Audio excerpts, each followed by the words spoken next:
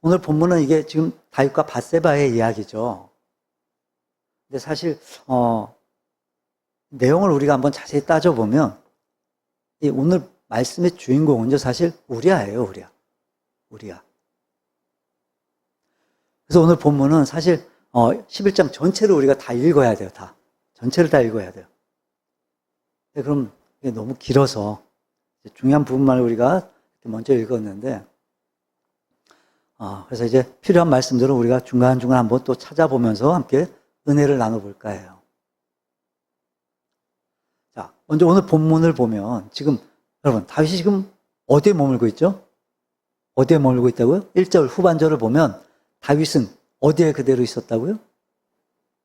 예루살렘에 그대로 있더라 그래요. 자, 근데 여러분 1절 맨 앞을 보면요. 그 해가 돌아와 왕들이 출전할 때 그래요. 그러니까 왕들이 출전할 때가 됐어요. 자, 여러분 여기서 지금 그 해가 돌아왔다라는 건 이제 유대력으로 말하면 새해가 시작되는 아비월이에요. 즉 유대력으로는 1월 달이에요. 1월 달. 우리가 쓰는 이 태양력으로는 이제 3, 4월에 해당되는 계절이죠. 3, 4월. 그러니까 봄인 거죠. 우리한테 봄. 자, 그래서 그 해가 돌아와 왕들이 출전할 때가 됐다라는 건 일단 거긴 겨울이 우기예요. 거긴 겨울이 우기예요. 그래서 이제 이 우기인 겨울이 지났다라는 거예요. 이제 겨울이 지나고 이제 싸움을 하기 제일 좋은 계절이 돌아왔다라는 의미인 거예요. 자, 그래서 그 해가 돌아와 왕들이 출전할 때가 됐는데, 자, 근데 다윗이 지금 어디 있다고요? 네, 왕궁에 있어요. 예루살렘 성에 있어요. 출전을 안 해요. 지금 왕들이 출전할 때가 됐는데 왕인 다윗이 출전을 안 해요. 그러니까 요압과 부하들은 다 전쟁터로 다 보냈는데 자기는 전쟁터가 아니라 지금 예루살렘 왕궁에 그대로 머물러 있는 거예요.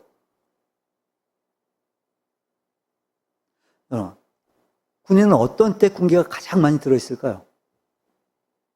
뭐 할 때 가장 군기가 들어있을까요? 네, 전쟁 중일 때.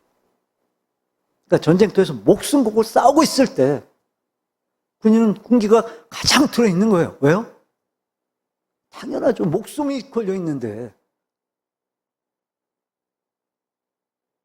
자, 그래서 그렇게 전쟁터에서 이제 목숨 걸고 싸웠던 그 군인이 이제 그 전쟁터에서 떠나오게 되면, 그럼 어떻게 되겠어요, 그럼? 군기가 계속 들어있겠어요, 그럼? 전쟁터에서 떠나왔는데, 군기가 계속 들어있을까요? 당연히 군기가 빠지죠. 나태해질 수밖에 없어요. 당연해요, 그게. 그래서 저 후방에 있는 군인들보다 이제 전방에 있는 군인이 훨씬 더 군기가 들어있는 거고, 또 전방 중에서도 막 전투가 벌어지고 있는 그런 최전방에 나가 있는 군인들이 당연히 훨씬 더 군기가 막 바싹 들어있는 거예요. 목숨 걸고 싸우는 거니까. 까딱하면 죽는 거니까. 다윗은요, 누가 뭐래도 군인이었어요, 군인. 이제 덩치는 작아도 장군이었어요, 장군. 성경도 말씀해 주시잖아요. 다윗이 흘린 피로 인해, 그 다윗이 흘린 피로 인해서 그렇게 소원하던 성전 건축을 하나님이 허락하지 않으실 정도로, 여러분, 다윗은 누가 뭐래도 군인이었어요. 그만큼 피를 많이 흘렸어요. 다윗의 손을 통해서. 골리앗과 싸워서 이긴 후로부터 그는 평생을 그렇게 군인으로 살았어요. 그랬던 그가 이젠 전쟁터가 아니라 이젠 어디에 거하고 있다고요?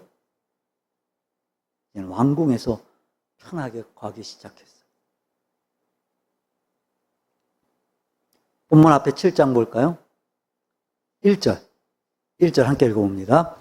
여호와께서 주위의 모든 원수를 무찌르사 왕으로 궁에 평안히 살게 하신 때. 그러니까 다윗은 이제 전쟁터를 벗어나서 장수가 아니라 왕으로 왕궁에서 평안히 거하게 됐어요. 하나님이 주위의 모든 원수들을 무찌르사 하나님이 왕국에서 평안히 살게 해주셨어요. 하나님이 다윗을 축복해 주셨어요. 그 뒤에 8장의 내용을 보면요, 주위의 많은 나라들이 이제 강력한 군사력을 갖고 있던 다윗에게 조공을 갖다 바칠 정도로 하나님이 다윗을 그렇게 축복을 해 주셨어요. 그래서 8장 14절에 보면 다윗을 이렇게 칭찬을 해요. 다윗이 어디로 가든지 여호와께서 이기게 하셨더라. 여러분, 이게 정말 얼마나 큰 축복입니까? 어디를 가든지 이기게 하셨던 하나님의 사람 다윗. 그랬던 그가 어떻게 하다 지금처럼 이제 흔들리게 되었던 걸까? 그래서 결국엔 그렇게 수많은 전쟁터에서도 또 사울에게 쫓겨다닐 때도 전혀 흔들림이 없던 그가 이제 그의 인생에 있어서 가장 큰 오점을 남기는 그런 사건이 이제 벌어지게 돼요. 우리 다시 본문을 좀 볼까요? 1절 다시 한번 읽어봅니다. 그 해가 돌아와 왕들이 출전할 때가 되매 다윗이 요압과 그에게 있는 그의 부하들과 온 이스라엘 군대를 보내니 그들이 암몬 자손을 멸하고 랍바를 에워쌌고 다윗은 예루살렘에 그대로 있더라. 그러니까 쉽게 표현을 하면 그 다음 해에 왕들이 출전할 때가 되자, 전쟁터에 나갈 때가 되자 다윗은 요압에게 자기의 부하들과 이스라엘의 모든 군사들을 맡겨서 출전시켰다. 그래서 그들이 암몬을 붙이고 랍바를 포위했다. 하지만 다윗은 출전하지 않았다. 다윗은 예루살렘에 머물러 있었다라는 거예요. 다윗은요, 이제 자신이 직접 전쟁에 나가질 않았어요. 지금 전쟁터에서 한참 싸움이 벌어지고 있는 상황인데도, 전쟁이 막 벌어지고 있는 상황인데도 다윗은 예루살렘에 그대로 있었어요. 한 가지 질문해 볼까요? 그럼 성도는 뭐죠? 집사의 직분이 뭐죠? 권사의 직분, 장로의 직분은 뭐죠? 하나님 왜 이런 직분을 주셨을까? 우린 십자가 군병들이에요. 십자가 군사들이에요. 십자가 군사들. 근데 십자가의 군사들인 우리가 우리의 직분을 망각하고 편안히 왕궁에 머물러 있으면서 안일함과 평안함에 길들여져 가기 시작할 때, 여러분, 우리에게 그때가 가장 위험한 때라는 걸 여러분 모르지 않으시잖아요. 우리가 사실 모르질 않잖아요. 여러분, 그래서 우리 주변만 봐도요, 이런 실패를 사실 쉽게 볼 수가 있어요. 많아요, 사실. 이런 경우가. 예를 들면, 새로운 직장에 들어갔을 때, 아니면 새로운 사업이나 장사를 시작했을 때, 그때 어때요? 막 밤을 새워가면서 이리 뛰고 저리 뛰고, 정말 얼마나 열심인지 몰라요, 우리가. 다들 그래요. 정말 열심히 뛰어요. 그래서 그 일에 정말 모든 걸 다 걸어요, 막. 그래서 그때는 자기 자신도 건강해요. 그리고 가정도 다 건강해요. 막 열심히 사니까. 자, 그래서 이제 그렇게 열심히 노력해서 이제 성공을 했어요. 막 힘들게 일을 하지 않아도 이제 그냥저냥 먹고 살만해졌어요. 이제 그러고 나니까 정신적으로, 영적으로 이 긴장감이 풀어지는 거예요. 그래서 자신의 건강도, 가정의 건강도 다 무너져 버리는 거예요.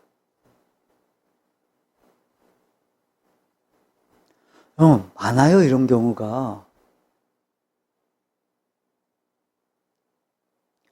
교회 안에서도 너무 많아요, 이런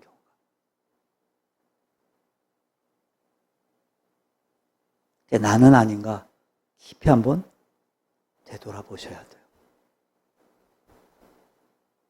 이렇게 풍요로움 속에서 오히려 가정이 흔들리는 모습들 정말 너무 많이 보여요. 여러분, 사람이 가장 쉽게 그리고 가장 많이 무너지게 되는 이유, 그게 뭘까요? 사람들이 뭐에 많이 무너질까요? 제일 많이 무너지는 이유. 뭐 때문에 많이 무너지죠? 사람들이? 돈이에요, 돈. 돈. 그래서 여러분 그거 아십니까? 우리나라 같은 경우는 이게 통계가 나와 있질 않아서 어떤지 잘 모르겠지만, 그럼 미국 같은 경우는요, 이제 복권에 당첨된 사람들 중에 가정이 깨진 경우가 너무 많대요. 얼마 전에 TV를 보니까 뭐 이혼 전문 변호사들이 나와서 얘기하는 걸 제가 잠깐 봤거든요. 그래서 어려울 때 이혼율이 낮대요. 근데 부부 중에 한 명이 누군가가 성공했을 때, 부가 들어왔을 때 이혼율이 높아진대요. 마찬가지인 거죠.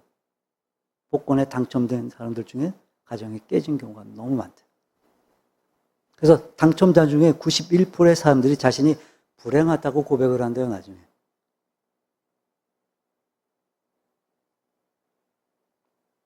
그러니까 그렇게 평안한가 아니라면 우리를 얼마나 쉽게 무너지게 하는지 잘 보여주는 거예요. 여러분, 이게 믿음도 그래요, 믿음도. 믿음도 그래요. 우리의 믿음이 이 왕궁에 거하는 믿음이 되는 순간 우리의 믿음도 결국 타락해버리고 말아요. 그럼 평생을 하나의 목적만으로 열정적으로 살았던 사도 바울도요, 고린도전서 15장 32절을 보면, 31절을 보면 이렇게 고백을 해요. 형제들아, 내가 그리스도 예수 우리 주 안에서 가진 바 너희에 대한 나의 자랑을 두고 단언하노니 나는 날마다 죽노라. 나는 날마다 죽노라. 나는 날마다 죽습니다. 여러분, 이게 무슨 의미냐면 나는 날마다 죽음의 위협을 당합니다. 또는 나는 날마다 죽음을 경험합니다 라는 뜻인 거예요. 여러분, 그리스도인은요, 날마다 그 죽음의 위협 속에서 세상에 대해서는 죽고 하나님의 영광에 대해서는 새롭게 살아나는 인생을 살아야만 되는 거예요. 그래서 성경은 우리를 예수의 병사, 그리스도의 병사라고 부르는 거예요. 우리 한번 찾아서 읽어볼까요? 디모데후서 2장 찾아보세요.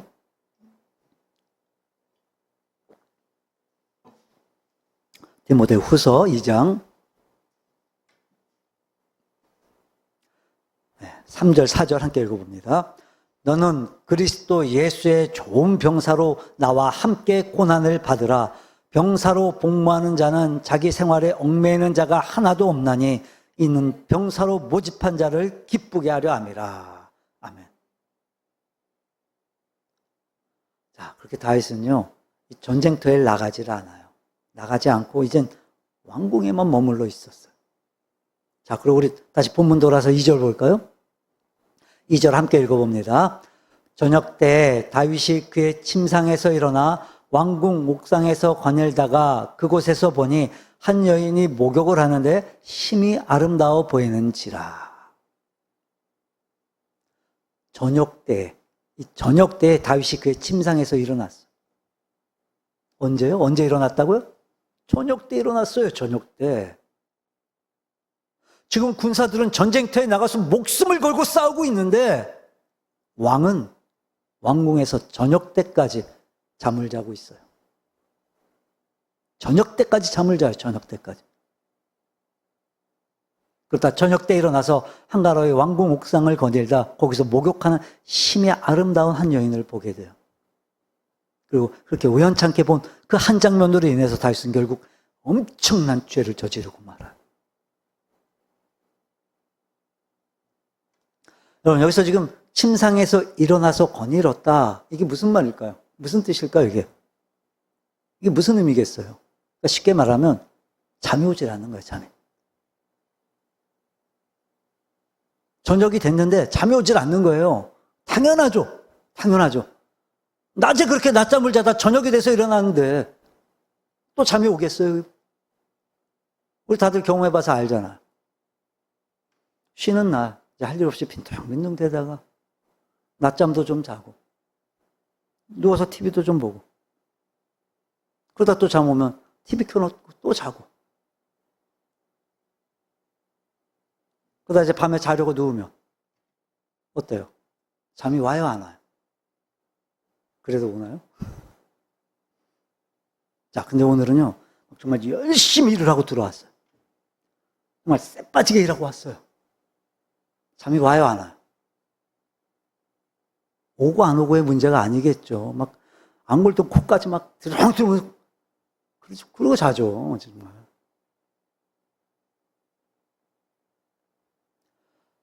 구르는 돌에는 이끼가 끼지 않는다라는 속담 아시죠? 무슨 뜻이죠, 이게? 부지런히 일을 한 사람. 그러니까 부지런히 하나님의 일을 감당하는 사람, 시험이 없어요, 여러분. 아니, 더 정확히 말하면, 시험은 와요. 시험은 오지만, 그게 시험이 되질 못해요. 시험이 안 돼요, 그게. 여러분, 자신의 삶을 정말 열정으로 사는 사람은요, 한눈을 팔질 않아요. 이걸 놓친 거예요, 다윗이. 물론 이 팔레스타인 지방, 이 지역은요, 굉장히 더워요. 엄청 더워요. 그래서 낮에 뭘 할 수가 없어요. 거의 50도에 가까워진대요. 낮의 온도가. 그래서 이제, 낮잠들을 이제 많이들 자는데, 여러분, 지금 어떤 상황이에요? 전시 상황이잖아. 전시 상황이에요, 지금. 지금 군사들은 다 전쟁터로 내몰았어요, 지금. 그럼 뭘 해야 되겠어요, 다윗은? 총책임자인데, 자기가 쉽게 얘기하면. 그럼 낮잠을 자는 게 아니라, 정말 우리가 알고 있는 그 다윗이라면, 기도했어야죠. 쉬지 말고 기도했어야 마땅한 거죠. 그러니까 지금 다윗의 상태는 어떤 거였냐면 영적으로 다 무너져 있었던 거예요, 지금. 결국 나태하고 게으른 자의 낮잠이 결국 비극을 불러왔던 거예요. 여러분, 자신을 부르시고 사명을 주신 하나님의 목적대로 살았던 사도 바울은요, 자신의 인생을 표대를 향한 삶, 이 말 한마디로 정리를 해요. 무슨 뜻이죠? 표대를 보고 달려가는 사람에겐 악한 영이 틈탈 새가 없다는 거예요.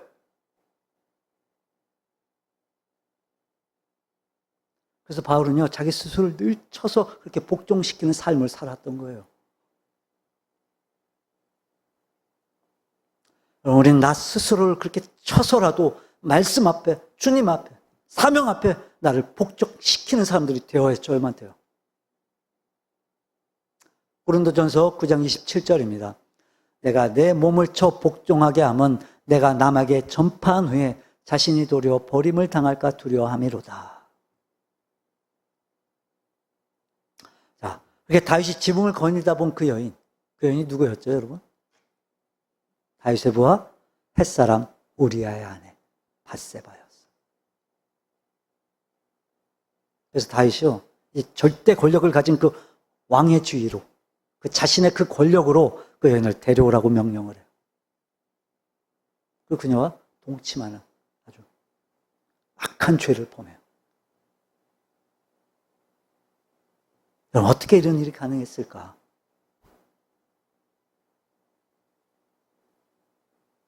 밧세바의 남편 우리아가 지금 전쟁터에 나가 있으니까 그래서 가능했던 거예요. 자, 근데 이 일이 있은 후에 이제 밧세바부터 다윗이 임신 소식을 듣게 돼요. 아이를 가졌다는 거예요. 그래서 지금 막 마음이 다급해진 거예요, 다윗이. 드러나게 됐으니까, 자기 죄가. 밝혀지게 됐으니까, 이제. 그래서 전쟁터에서 우리아를 불러와요, 소환해요. 그리고 그한테 이제 집에 가서 쉬고 오라고 허락을 해줘요. 다윗의 계획이 뭐였죠? 지금 다윗의 속세 뭐였을까요? 그러니까 자신의 실수를 감추려고, 우리아한테 떠넘기려는 거예요. 치사고 얄팍한 수를 쓴 거예요, 왕이.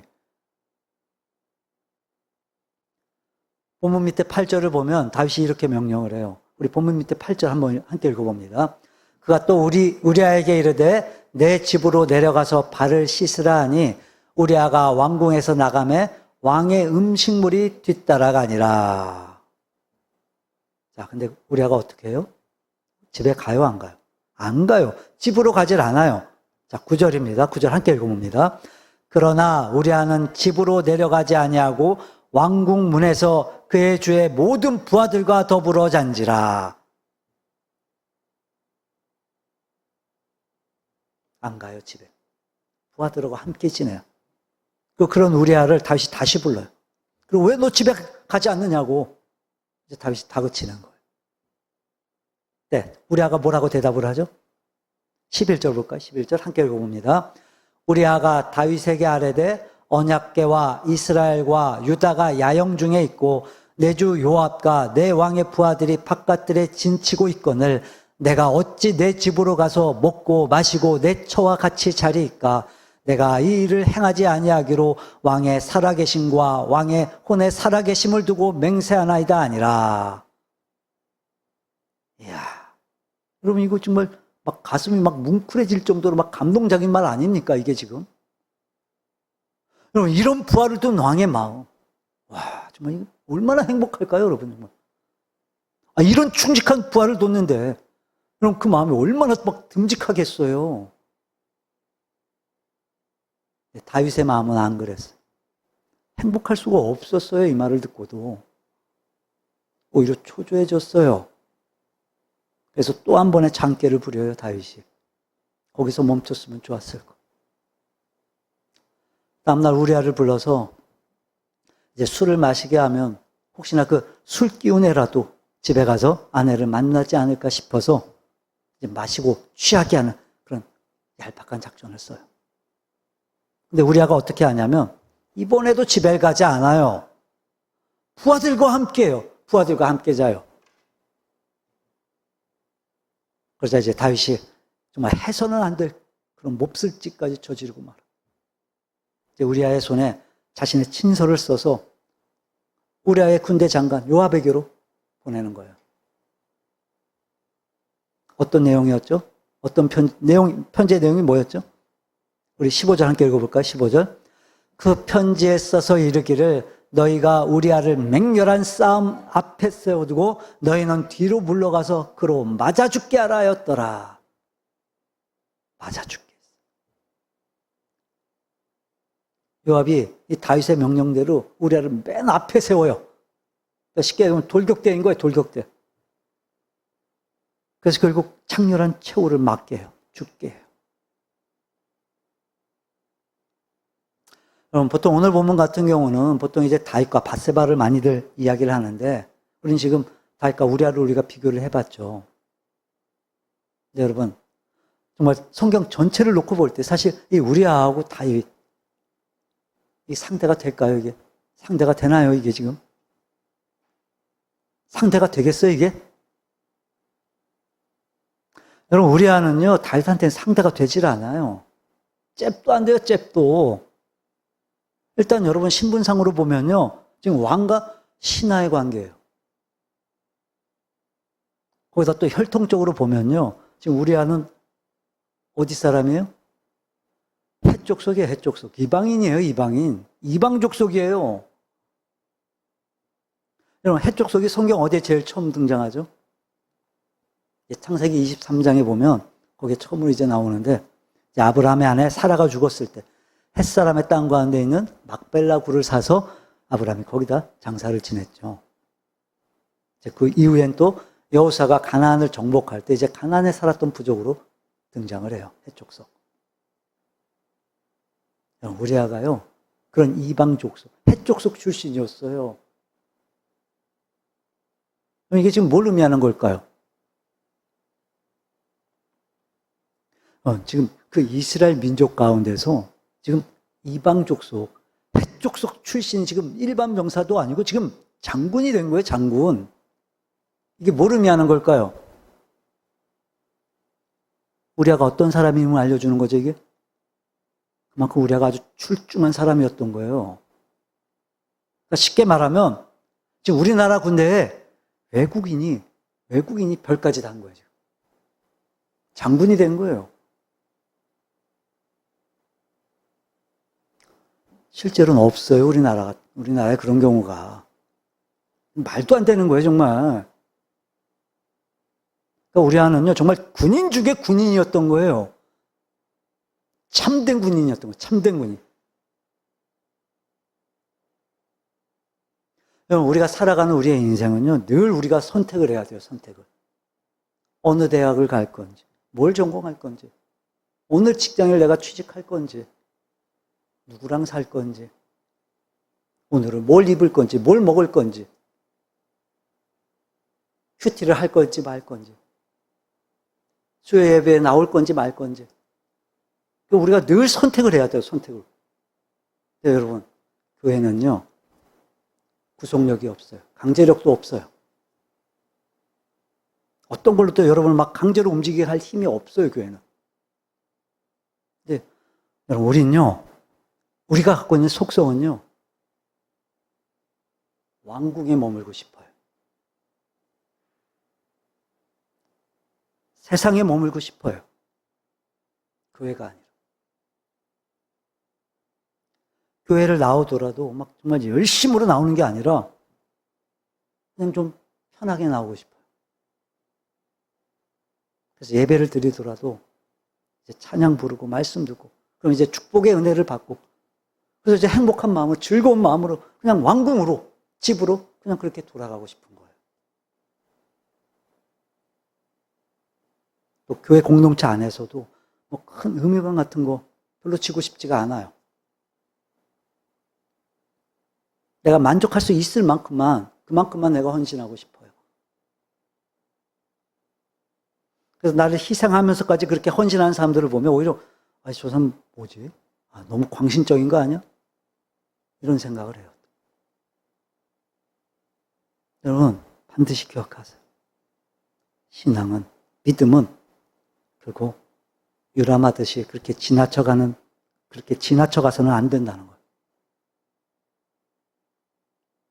그럼 믿음의 장이라고 불려지는 이 히브리서 11장을 보면요. 그럼 믿음의 사람들 어떤 삶을 살았는지를 정말 잘 보여주고 있어요. 우리 한번 찾아볼까요? 히브리서 11장.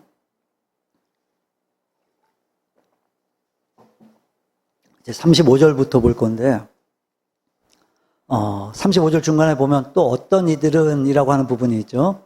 히브리서 11장 35절에 보면 또 어떤 이들은 거기서부터 한번 38절까지 함께 읽어봅니다. 또 어떤 이들은 더 좋은 부활을 얻고자 하여 심한 고문을 받되 구차히 풀려나기를 원하지 아니하였으며 또 어떤 이들은 조롱과 채찍질 뿐 아니라 결박과 옥에 갇히는 시련도 받았으며 돌로 치는 것과 톱으로 켜는 것과 시험과 칼로 죽임을 당하고 양과 염소의 가죽을 입고 유리하여 궁핍과 환난과 학대를 받았으니 이런 사람은 세상이 감당하지 못하느니라. 그들이 광야와 산과 동굴과 토굴에 유리하였느니라. 아멘. 여러분, 저는요, 우리가 이런 힘들게 사는 삶을 살길 원치 않아요. 비참한 삶을 사는 거 저는 원치 않아요.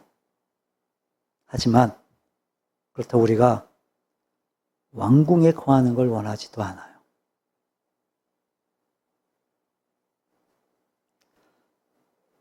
그렇게 안일한 삶으로 인해 영적인 병에 걸려 우리 안에 죄가 들어온 것도 모른 채 사는 거 저는 더더욱 원하지 않아요.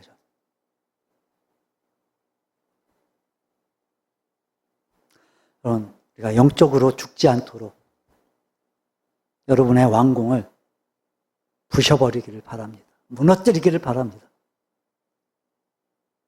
편안한 침대 던져버리고 딱딱한 바닥에 여러분의 무릎을 꿇길 바랍니다.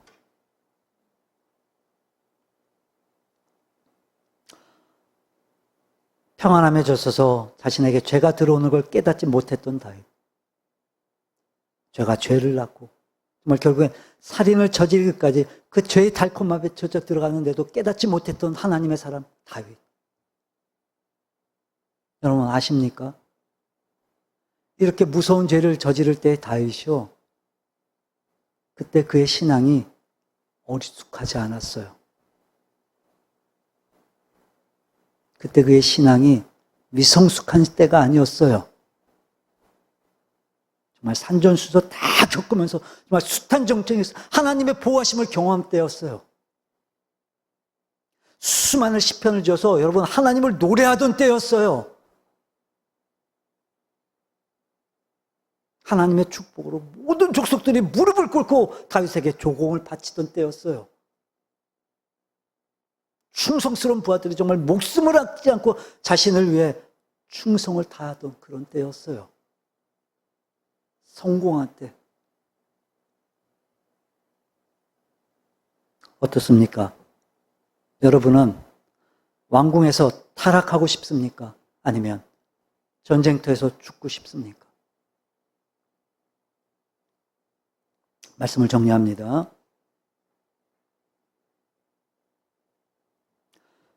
여러분, 섰다고 생각하고 교만해지는 게 아니라 넘어질까 두려워하며 사시는 분들이 되시기를 바랍니다. 저와 여러분 모두가 다 정말 한 사람도 빠짐없이 이 영적 전쟁터에서 정말 장렬하게 다 싸우다 주님 품에 안겼을 때 정말 영광의 그 주님과 함께 영원한 저 천국에서 왕노릇하는 그날을 바라보며 정말 매일매일을 주님과 함께 십자가의 길을 걷는 그런 참된 믿음의 사람들 되시기를, 참된 믿음의 공동체 되어지기를 주님의 이름으로 축원합니다.